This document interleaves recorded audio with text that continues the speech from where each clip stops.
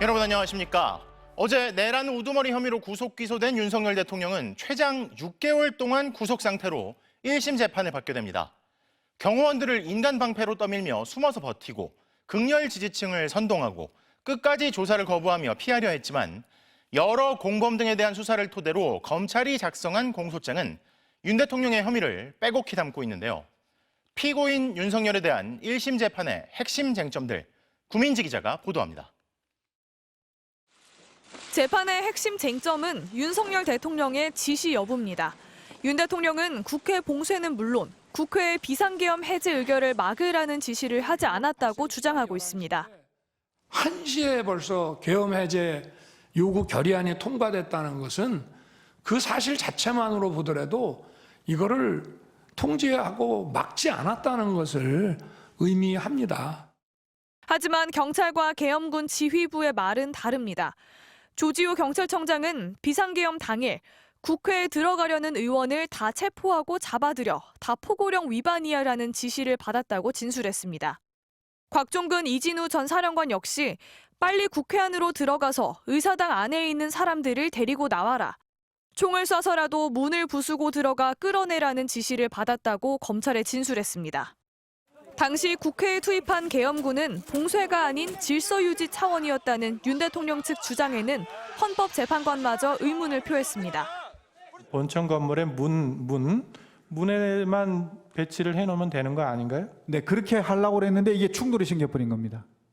들어갔으니까 충돌이 생긴 게 아니에요?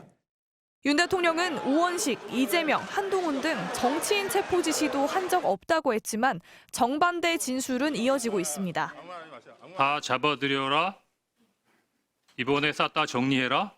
아까 말씀드린 대로 그 말씀 이후에 방첩사를 적극 지원하라고 말씀하셨기 때문에 불법적인 별도의 비상입법기구를 만들려고 한 정황이 담긴 이른바 최상목 문건.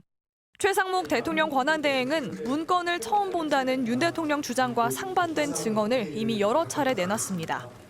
대통령이 들어가시면서 제 이름을 저를 보시더니 저 참고 자료 이거 참고하라고 하면서 검찰은 윤 대통령을 재판에 넘기면서 100쪽 이상 분량의 공소장을 작성했습니다. 이 공소장은 헌법재판소에서 진행 중인 탄핵 심판의 핵심 증거로 활용될 걸로 보입니다. 윤 대통령의 범죄 행위가 명확하게 공소장에 적시되는 만큼 탄핵 심판엔 속도가 더 붙을 거라는 전망이 지배적입니다. MBC 뉴스 구민지입니다. 의뢰인을 변호하는 사람의 발언이 맞나 싶을 정도로 최근까지 헌법재판관들에 대한 막말 비방을 쏟아냈던 김용현 전 국방장관 변호인단이 급기야 이제는 헌법재판소장 권한대행을 형사고발까지 하고 나섰습니다. 이미 도를 한참 넘어선 근거 없는 비방과 공격 뒤에 숨은 속셈은 뻔해 보이는데요. 구나연 기자가 취재했습니다. 윤석열 대통령 탄핵 심판 첫 증인으로 나선 김용현 전 국방장관. 윤 대통령 측 주신문이 끝난 뒤 갑자기 국회 측 반대 신문엔 답하지 않겠다고 했습니다.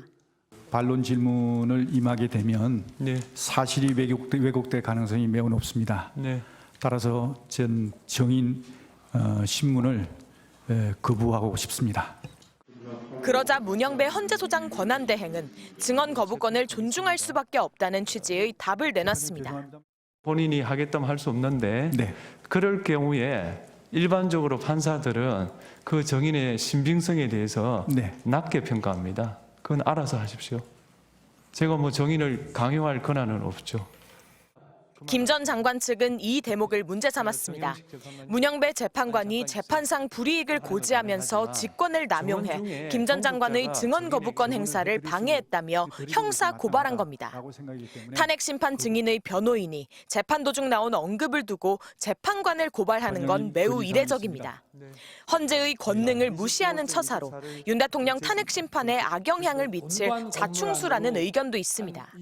법 절차, 법 질서를 준수하겠다는 의지가 안 보인다. 결국 대통령에게는 탄핵 심판의 어떤 결정에 있어서 굉장히 불리하게 작용할 가능성도 매우. 김 전 장관 변호인단은 재판관에 대한 막말도 서슴지 않고 있습니다. 헌법재판관 3명이 또르르 앉아 있습니다. 문영배, 김영두, 이미선, 앞에는 좌익 빨갱이 불공정 재판관들 쭉 앉아 있고.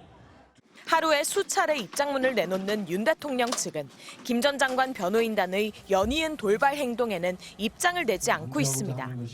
탄핵 심판 결과에 미칠 영향을 주시하면서도 재판관에 대한 악의적 공격으로 지지층이 결집되고 탄핵 심판 결과에 불복할 명분도 쌓는 이중의 효과를 기대하는 것 아니냐는 비판도 나오고 있습니다. MBC 뉴스 구나연입니다. 헌법재판소가 지난주 이진숙 방송통신위원장의 탄핵안을 기각했지만 국회 탄핵소추 자체에는 문제가 없다는 판단을 한 것으로 확인됐습니다. 국가 권력이 헌법을 침해하고 법률을 위반하는 걸 막기 위한 탄핵소추는 소추권 남용으로 보기 어렵다는 건데요. 야권에 잇따른 탄핵소추가 비상계엄 선포 사유 중 하나라는 윤석열 대통령의 억지 주장이 더욱 힘을 잃게 됐습니다. 윤수환 기자입니다. 윤석열 정부 출범 이후 야당 주도로 국회 본회의를 통과한 탄핵안은 모두 13건. 잇따른 탄핵 소추는 윤석열 대통령이 꼽은 비상계엄 선포 사유 중 하나입니다. 탄핵 남발로 국정을 마비시켜 온 것입니다. 최근 이진숙 방송통신위원장에 대한 탄핵안이 헌법재판소에서 기각되자 여당도 이 같은 주장에 힘을 보탰습니다. 이재명 세력의 탄핵 남발, 입법 독재의 민낯이 드러났습니다. 하지만 헌재 판단은 단순히 이 위원장 탄핵을 4대4로 기각한 것에만 그치지 않았습니다. 재판관 8명 전원이 국회가 탄핵 소추권을 남용한 건 아니라는 일치된 판단을 내놓은 겁니다.